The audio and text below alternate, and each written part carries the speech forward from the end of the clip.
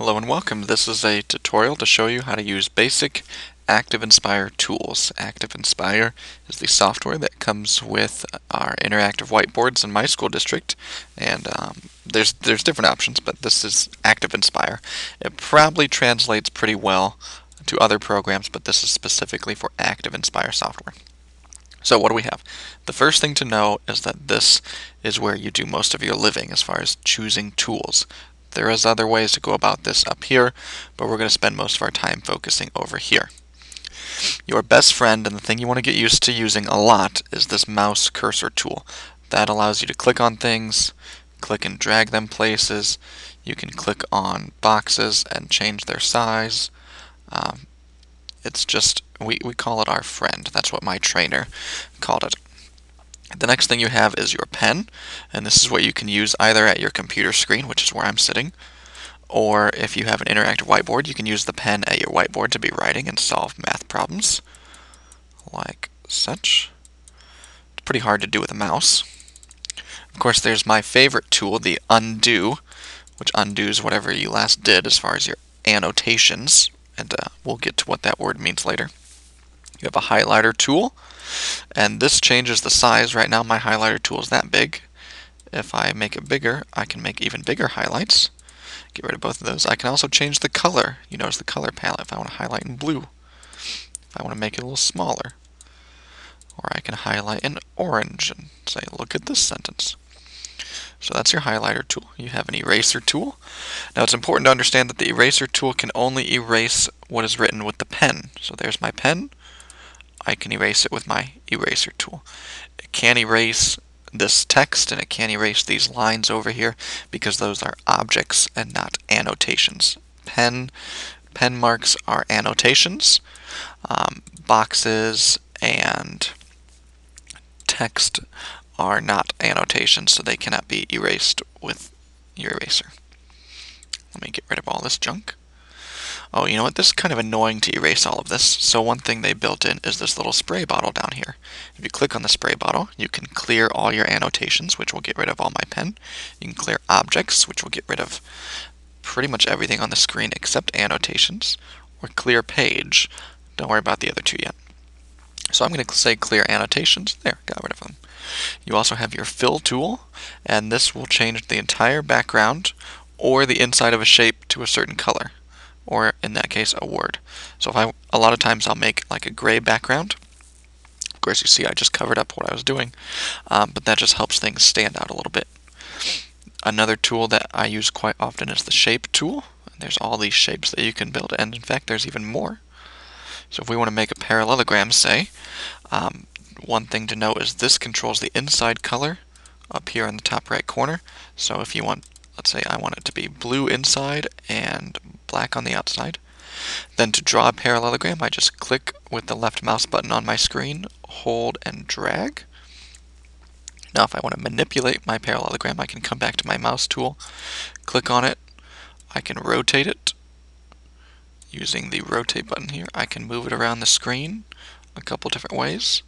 Let's see if we can get it back. I can change how translucent it is. I can duplicate it and make another one. Now I have two. Or press delete to get rid of it. Or I can shrink it in the same scale that it's already in. Resize to scale as this button. We can smush it. You can lengthen it. You can do all kinds of things, and that's with your mouse cursor tool. If you don't like blue, you can refill it with a different color. How about aqua? Or how about black? If you want to get rid of it, get back to your mouse tool, click on it, and press delete on your keyboard, and it's gone. Another tool that I use a lot is the line tool. You can draw line segments. You can draw arrays going in both directions. You can draw dotted line segments. You can make angles. That one's fun. But I don't need any of those. And text is the last big one. If you want to type something on the screen, you choose your text tool. Just click wherever, and you can start typing until the cows come home.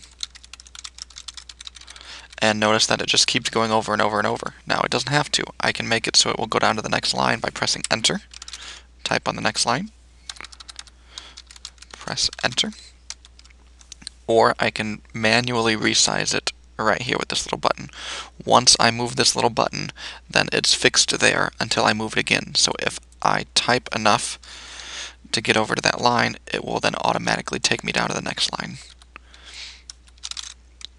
Kind of like on Microsoft Word when it automatically lets you go down to the next line. So then your text box is something you can move around, you can resize, you can delete, you can, oh, I didn't want to delete it. Ooh, that's not good. What happened? Oh, there we go. Ooh, that was the wrong button. Or if I want to change it, if there's something in a text box and I want to change, oh, look at all these misspellings. I select my text tool again, and I can click and highlight the words that I want to get rid of. Cows come home. Who's talking about cows? I can resize it again. So these are all tools that I use on a daily basis when I make flip charts.